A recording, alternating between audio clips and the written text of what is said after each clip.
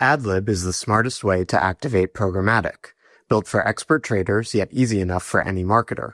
Launch across all top DSPs without contracts, overhead, or busy work. Schedule a free trial today and start maximizing ROAS with AdLib. Check out AdLib at getadlib.com.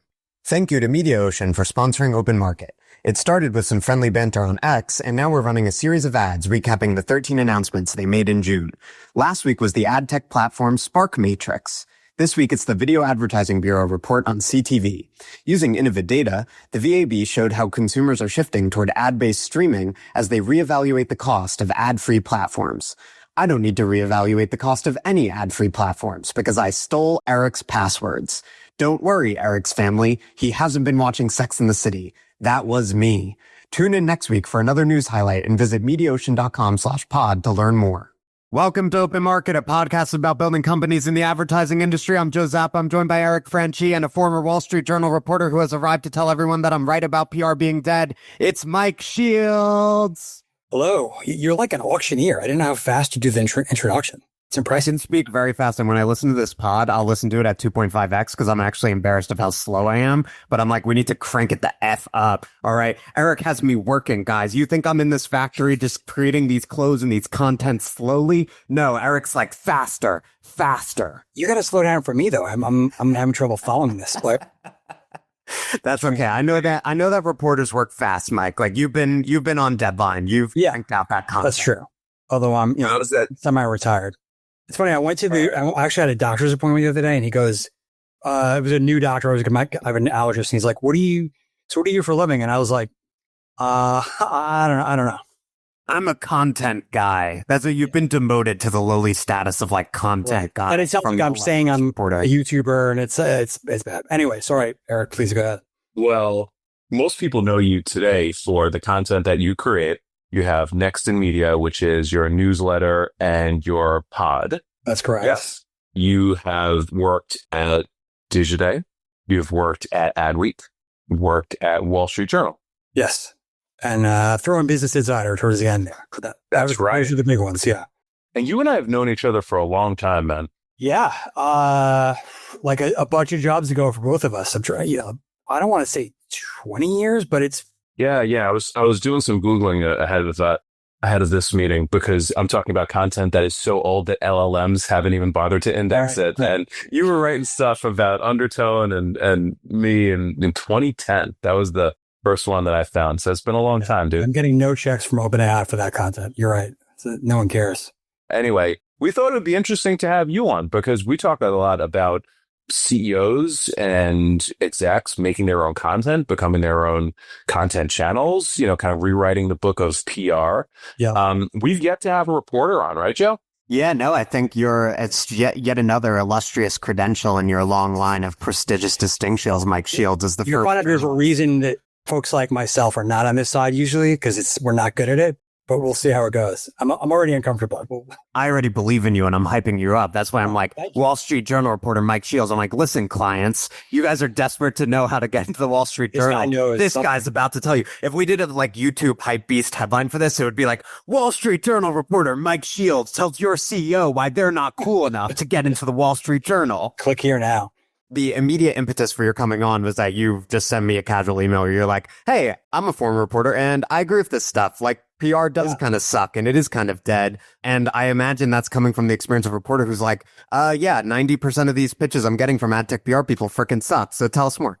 It's interesting because I was a reporter for a long time and then I did briefly dabble in PR myself, or I subcontracted with a couple of agencies, tried my hand at pitching stories. Was definitely not great at it. Like I thought it would be a natural transition and it was not for a lot of reasons. Probably I have great respect for the field and I have great friends in the industry who have helped me in my career tremendously. So I'm not a hater, but I wasn't good at it. But my point is I did get a taste of how some of the sausage is made. And it is, there's a range of professionals, agencies and tactics. And some of it is really bad. And you had been tweeting about this and it struck me this like idea of, because I worked at with a couple of clients who were like, we got to get this thing on the wire and then pushing out to everywhere. It's just funny because like it reminds me of like someone's waiting to hear if we won the war in Japan. Like we're waiting on like some kind of wire service to come through. Like I don't know why that matters to anyone, but it still does. And there are probably so many companies will put out press releases and blast them out globally for me, almost no reason at all. It seems like because it's not how most reporters will find things. But there are weird. You probably know more than I about. Like there are weird publications that just pick up press releases verbatim, and then some people will count that as like, we got a bunch of hits. And I was like, this is crazy. This is bringing no value to your clients, but there's like a weird gamesmanship going on there. I totally agree. I mean, I think it really does come down to like gamesmanship and trying to make the client believe that you're doing stuff, right? Like, okay, let's pull back the kimono, and like, I'm the agency guy, so I'll just be totally honest, right? Like, that's one of the challenges is when you're serving ad tech companies, which is our audience, and you have an entire agency relationship predicated on traditional PR, which is like essentially an agency going to a CEO and a marketing team and saying, we're going to get people like Mike to write about you, right? Or publications. It is just the economics of it are very hard because you're going to pay that agency 10 to 15 grand a month. And like ad tech companies don't have enough news for that, right? Like it is not like you're buying an ad campaign and you could just look at the ROI. It's just not, the impact is not as trackable and as immediate as a lot of companies would like it to be. That makes it just that much harder to justify those costs, right? Like you can't necessarily plug that in a perfect spreadsheet and figure out did it work or not sometimes, but it's a lot of intangibles. And there's no guarantee that all of the effort that this agency is going to put into on your behalf is going to result in any coverage because there's so many things out of your control, right? Yeah. There's the news cycle. There's, news breaking about big companies. There's, somebody woke up on the wrong side of the bed. There's like so many factors that weigh into news coverage that it's just like, you're basically, kind of paying for the work of generating earned media, but not necessarily the generation of it. Yeah. And my sense is, Joe, you tell me, like, I feel like it must have been easier. I don't know if I just remember it differently, but I feel like whether it was when ad tech like first took off and there was just so much hype around it and new publications, and maybe I feel like a lot of the trades were also way more willing to take like the bylines and earn media. And now that's all business. It's so much that is paid for. It's just not as novel to, hey, I have a new, function in my DSP that no one else has, or we're the first one to do X, Y, Z. I think it's just really hard to stand out. Oh, no. I feel like there are three different things you're pointing to that are all true. So first, there are fewer reporters because people may have heard that like journalism isn't exactly the most thriving industry. It's a very tough racket. And so there are fewer reporters and there are a ton of marketers. And it's just like there are too many people blowing up your inbox. So even when I was like a trade reporter at the little publication Street Fight, like, I would get 20 pitches for every one I could cover. So it's just like your odds are not very good. Yeah, so just imagine at a bigger poll. Well, yeah. Exactly. It's way worse if you're at like the Wall Street Journal or AdWeek or wherever. So like the economics are not in your favor there. Two, the way your customers are consuming information has changed. So back in the day, if you were the CEO of an ad tech company, you want to reach people working at agencies, their only way to learn about what was going on in their industry was to read AdWeek and Ad Age. So that's where they were going. But now they're getting their information from all sorts of places, social media, podcasts, newsletters, LLMs. And so it's not as efficient a means to reach your audience. And there are other options that you should be taking a look at. And the third thing I'd say, Mike, the reason that traditional PR is dead is what you were talking about, which is like ad tech as an industry. It's actually probably in its most exciting moment in like 10 to 15 years with the whole like AI renaissance. But it's probably not ever going to be as frothy in terms of like reporters having an interest as it was when it was first taking off like 15 years ago. True. One of these are my people of is like, if you're covering this industry, like I used to work at various trades, and like the guy that would cover the TV industry, everybody watches television, understands television. And someone who covers like, even if you cover retail media, we all like shop online. I don't use these products. So it's very hard for me. Like I don't actually sit and play around in a DSP. I've had demos and all that stuff. And right now with all of the AI excitement, it's very hard to it's all very abstract to try and prove why this is better or not. I feel like I'm painting an incredibly negative picture from this because but it's harder to tell a reporter that this is better than that thing if you can't even really see it, or it's hard to envision it without touching this stuff. Does that make sense? Yeah. No, it makes perfect sense. And I think to your point about the negativity, we've done the critique. Yeah. And now let's do a favor to the audience and talk about like, okay, so how do you make the shit work? Right. So like, obviously part of it, everyone knows my shtick. It's like, use the channels that are now available to you. So it's not 2005. It's not like when Eric, our local Stone Age, AdTech operator was like building Undertone when you guys were running around New York City, in the aughts. Like you have other channels to get your message out there. Right. So use those channels, use LinkedIn, write a newsletter, do a podcast, whatever. Okay. But then the other piece where I think you can be especially helpful to the audience, Mike, is to help them understand the reporter's POV. So like when you're doing traditional PR, which I think should still be a component of the marketing, that's just a much smaller one than it used to be, like put on your hat of being, an AdWeek or Wall Street Journal reporter. What were the types of stories you would actually want to hear from an ad tech company on? Put aside the obvious. Okay. Like they just raised a lot of money. They are buying somebody. They are hiring. Big announcement. Hire. Like those are obviously real newsy things.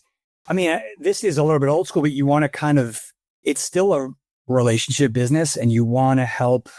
I think there's a lot of ad tech companies when it's their first encounter with a reporter, they expect it to be immediate. Like I talked to that guy. He's going to write about me right now.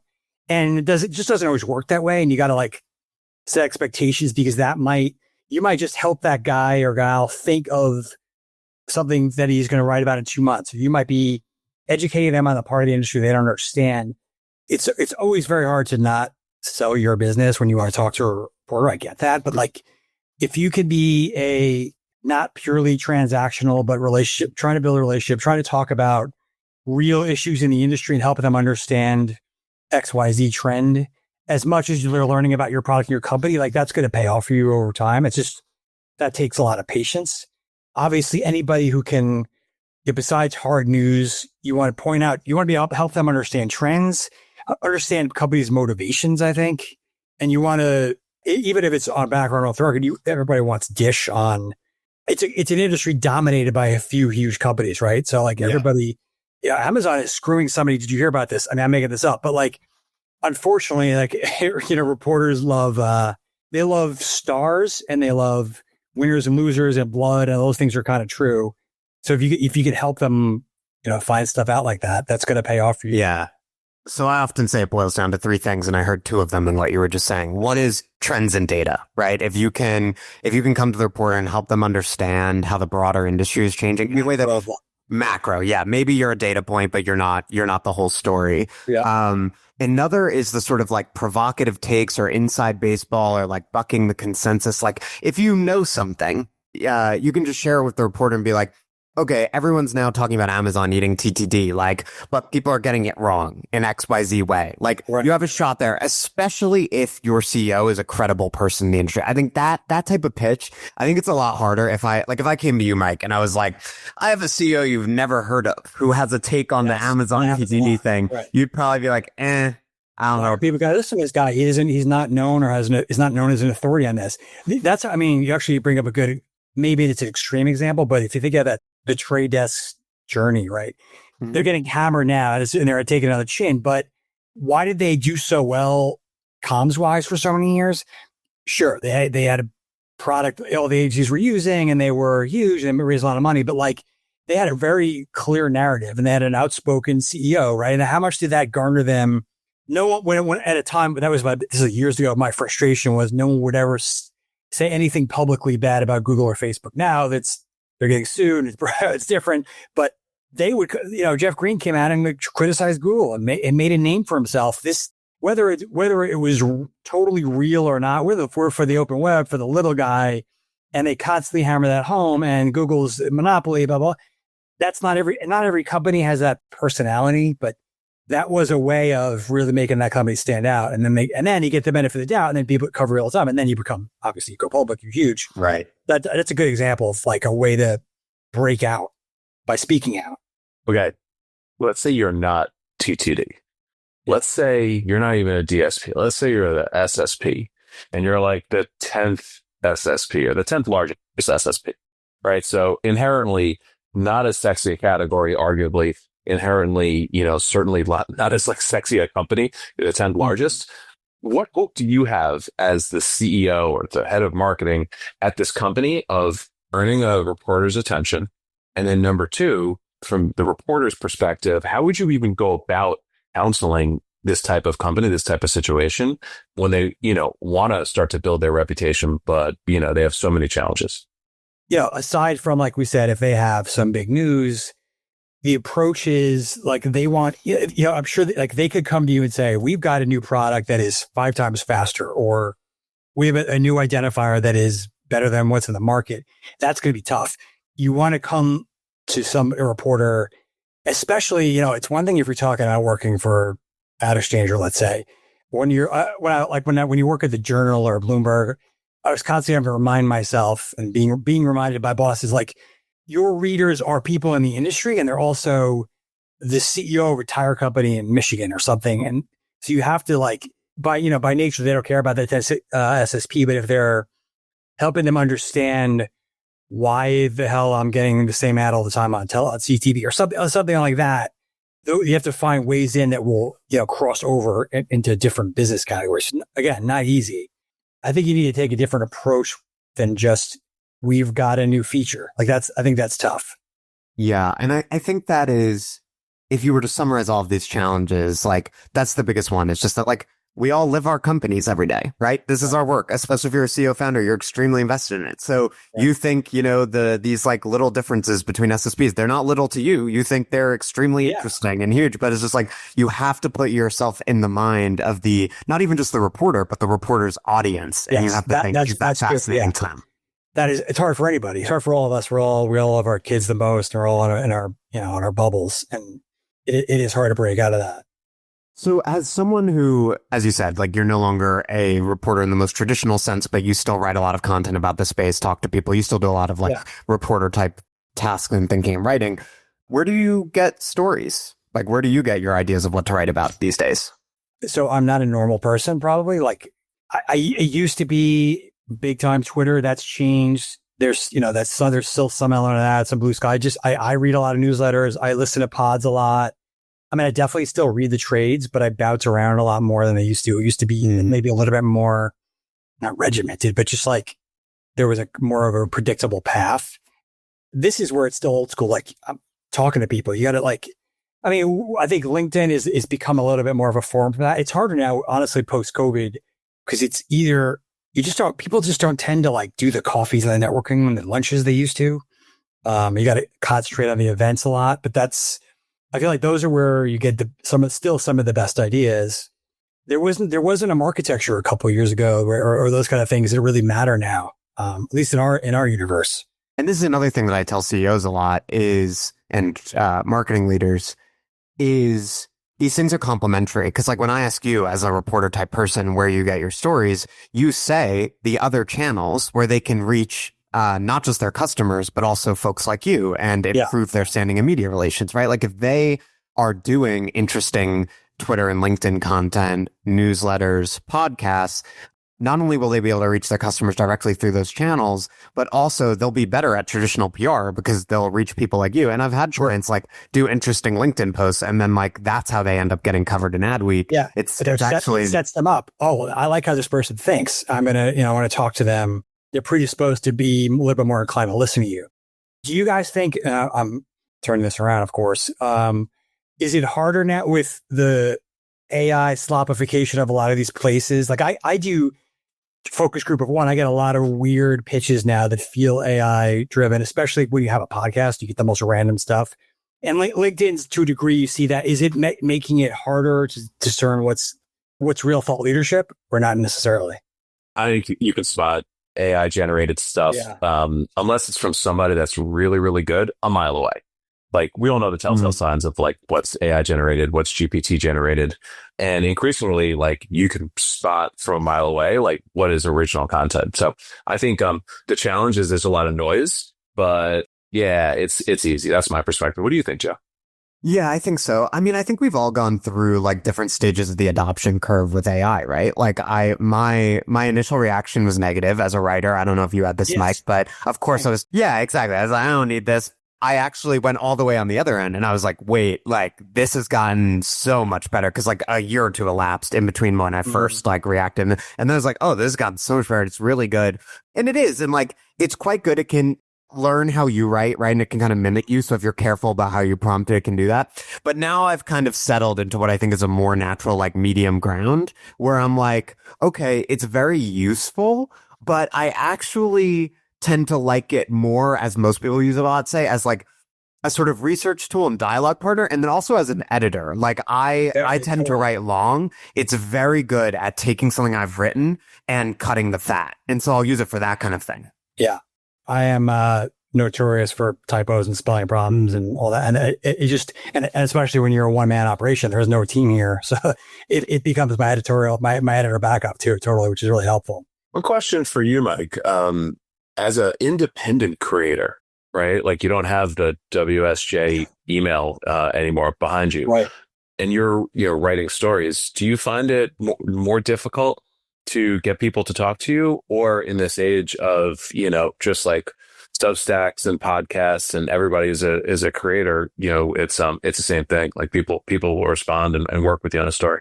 I found the experience varies widely. Like, obviously I had like a good network before, and people that know me will talk to me, and, the companies that have the gatekeepers will still, like, I think a lot of that community reads my newsletter or not. I mean, I don't want to make it sound like it's bigger than it is. It's not, but like, I think that helps me. But then you definitely get questions of like, what is this for? Where is this going to run? And which I understand. And, every year that I'm like, people that I'm out of like traditional journalism, there's new executives coming in and we're like, they don't remember. I like to think that they're all like, I remember when you worked in 2014 but they don't. So they're like, who is this clown? So there's a little bit of a battle for access and credibility, but it hasn't. I'm also not like, maybe that'll change. I'm not breaking hardcore news so much when I do now. So it's a little bit different than maybe that's less threatening. I don't know. But do you guys think that the independent folks are having like a moment in this industry? Is it going to take a long time for that to be it? Oh, I think so. I mean, I think marketecture is as important as any ad trade now. And I think I'll just tell you what I would counsel any CEO is like, talk to Mike Shields. Like he has an audience. He has a lot of credibility in the space. He knows the space super well. To me, there isn't a huge difference between independent creators, especially those with like journalistic or industry bona fides, and trade reporters. Like the question for a company from a marketing perspective is, does this person have credibility and do they have the audience I want? And if they do, then it doesn't really matter from a marketing perspective, whether it's a trade or a creator. Thank you, first of all, for that endorsement. But yeah, that is wild how that's changed so quickly. Yeah, it's, Joe and I talked about this like a while back on the pod. It's just like, how are people spending their time these days? And, they're spending their time in social feeds. They're spending their time reading newsletters. They're spending their time on LinkedIn and YouTube. So, if you are a leading voice in those categories, like you're a leading voice in media from my perspective. All right. Well, I'll keep going. Yeah. Here's a good one. Here's a fun one for you, Mike. What do you think are some of the biggest misconceptions business people have about the press? That is a good one. I think, well, there is the person that doesn't understand the difference between marketing and news. Like that, you get that all the time. Like, here's a way I want to position my company. Write that. And you're like, that's good messaging, but that's not like what a news story is. And it just requires you to step away and have your own, you're like, oh, what's the perspective of this publication and their mission? And it does that. Is that the same as my mission? And then there's not everybody, but there's certain people that just like convinced that you have an axe to grind, you have an agenda, you hate this company, so you're going after, and sure, there's probably isolated examples of that, but I would get that from time to time. And I'm like, we have a bias towards like sexy stories and juicy stuff for sure, but we're not like, you shouldn't, I don't think you should be scared of most of them. They're pretty nice people. I mean, there's definitely some assholes, and I might not want to sit down on 60 Minutes if I've done some bad things to a nursing home, but like most reporters are regular people and you can talk to them and they're not out to get you. But I understand why that perception is there. Yeah, I think most reporters are earnest and they want to get it right. I think there is an obvious incentive for reporters to look for conflict and wrongdoing, right? Sure. Those stories generate attention. So that's something to bear in mind. But generally speaking, I think reporters, especially like in a sort of tight knit industry like advertising, they do want to get it right. And they genuinely want to learn whatever it is you have to. And it's a relatively small world. If you're going to be around for a while, you don't want to screw everybody over or get everything wrong all the time. Yeah. Eric, what was your experience with the press at Undertone? Like, how did it help you grow the company at the time? What were some of the challenges? Yeah, sure. So this is a previous era. I have to asterisk this, right? Like we sold Undertone in 2015. And so we're talking about the previous playbook, but let's say, hey, earned media still is part of the overall playbook. We found out very quickly as, not a TTV or Amazon or Google, we needed to operate differently. So I recall pretty clearly sitting down with Mike, having no agenda, having nothing to pitch him, but, giving him like ideas on what we're seeing out there that's interesting, some of the stuff that's happening, across like holding companies or data or anything like that. Like literally just like, becoming I don't know if I would call it like just a friend or just a resource. Yeah, a resource or a source for someone like Mike, and just getting to know him and also getting to know how the process of like him, generating stories was. If I recall correctly, Mike, check me on this. I could be totally wrong. It was just like, hey, like almost like a mutual value exchange. Yeah, completely. And you were you're a good communicator. That always helps. But I remember that you would like talk about stuff that was not, you weren't just coming to the table with here's what we're doing. Yeah, like you're talking about a big macro trend in the industry, and you guys could always weigh in on it. But you made us smarter, and then we would share stuff with you, hopefully that was valuable to you. But yeah, it's an interesting industry, and you like real conversations are the best. And then those lead to ideas and, just strengthening relationships. And you want to help those people that help you. Yeah. So we did that a lot. That then turned into us becoming a go-to resource in terms of individuals and companies for when people like Mike and his peers were writing stuff. And we realized very quickly, like if we had something like, sharp to say, better than a good POV, if we were responsive, we would get calls all the time. That's a great point, because you have to be, a lot of companies don't get the need to be responsive. And I know that's obviously everybody's busy as hell, but if you really want a strong relationship with the press, you need to help them out when they're in a pinch. And that kind of sucks probably at times when you're like, I got to drop everything, help this.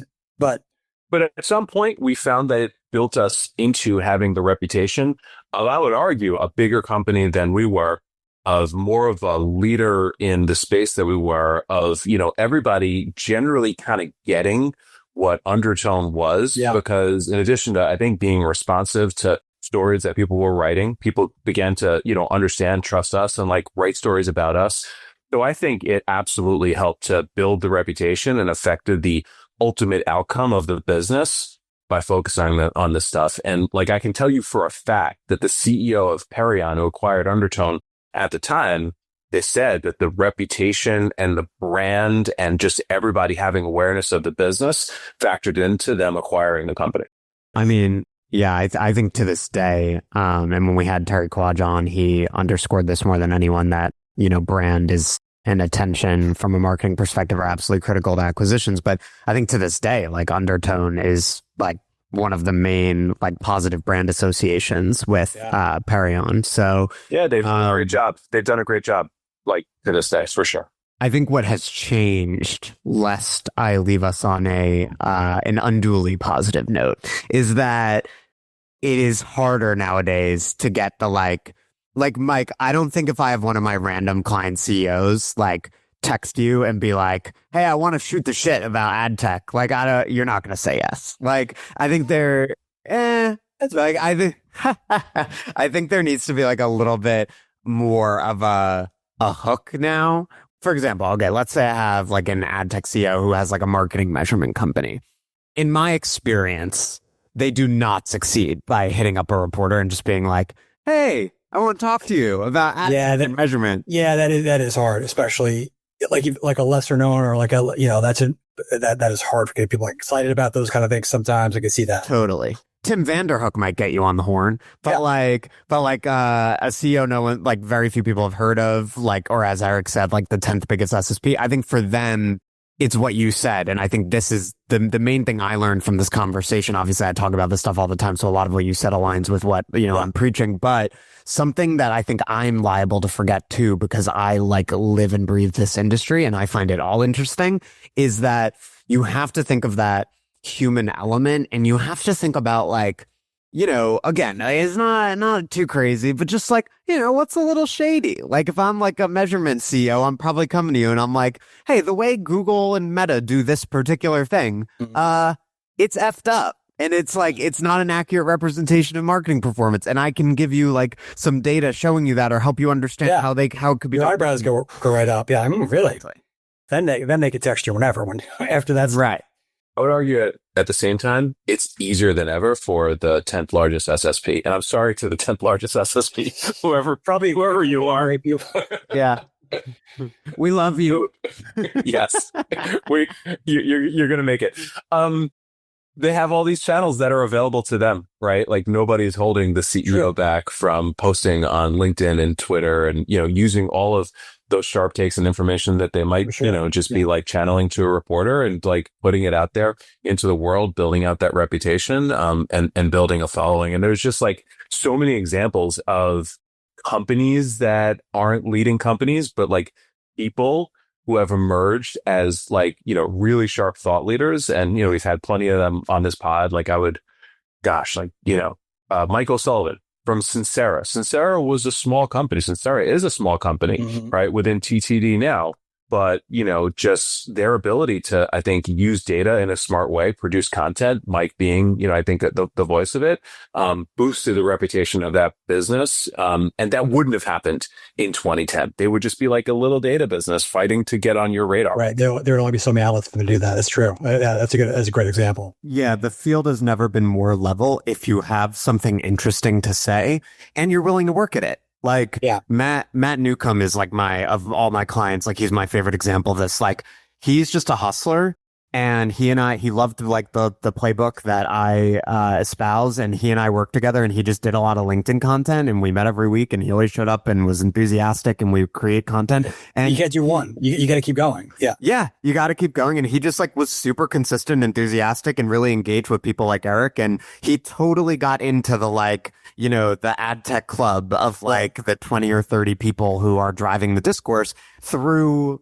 repetition and sticking with it and understanding like, if you are the 10th in your category or you're like a small European company or whatever it is, do not expect your LinkedIn post to get 300 reactions like Brian O'Kelly's or Tim Vanderhook's. Right. Expect it to be an effing slog, like everything, like most things that are hard and worth doing, right? Yeah. Like you gotta show up every week and it's not going to be glorious, but you're going to build an audience over time and build affinity. People are going to recognize you and it's going to pay dividends. It's just like, it's like everything else in business. Like, and then you'll be the 9th biggest SSP in the category. 100%. And wouldn't that be a beautiful thing? I think that might be a good note to end on.